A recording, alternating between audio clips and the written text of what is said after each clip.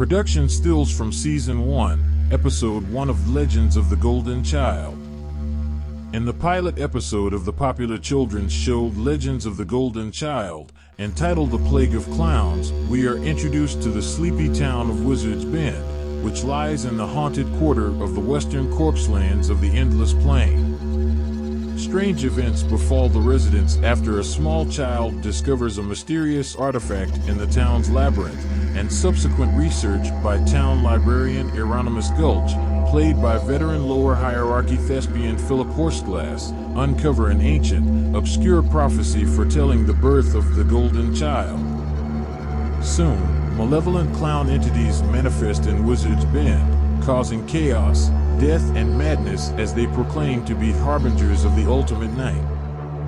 The episode ends abruptly as a woman with bleeding eyes * screams, "The Golden Child is cometh." Episode 1 was met with critical acclaim, with a review in the city of the ever-open-eyes preeminent entertainment weekly The Baleful Orb proclaiming it fun for the whole family.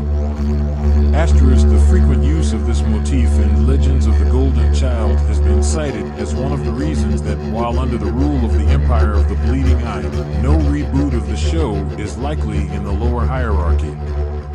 Episode 2 of Legends of the Golden Child. Despite several reports of violent attacks by parasitic spiritual entities amongst test audiences, the pilot episode of Legends of the Golden Child was generally well received, and after the Seal of the Eye was bestowed upon the program by the Mantis priesthood, 2 initial seasons were greenlit.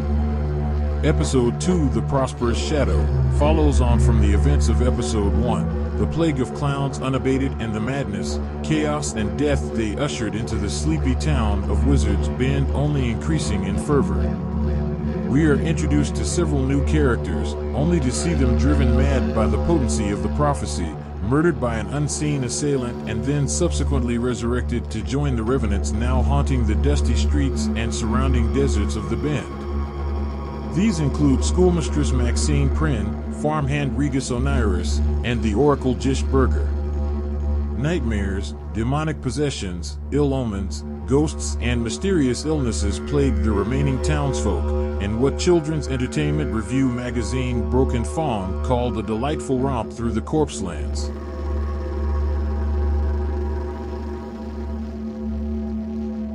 Episode 3 of Legends of the Golden Child, entitled The WYRM of Truth.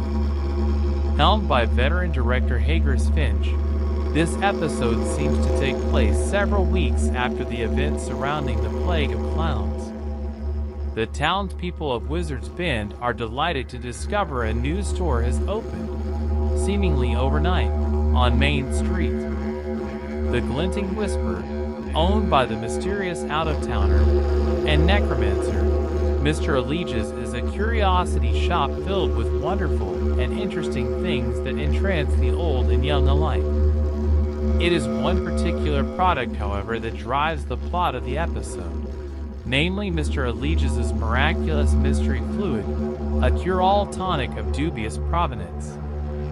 Helped by his ghastly familiars, the evil sorcerer floods the town with his foul concoction, sparking a series of violent and hallucinatory vignettes.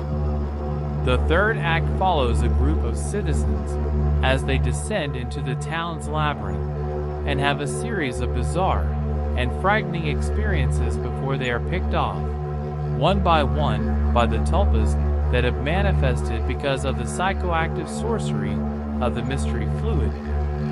Finally, jangling Jimmy Bilgewater, the town soak and last alive, stumbles across a glowing blue pyramid deep in the forgotten recesses of the underground maze.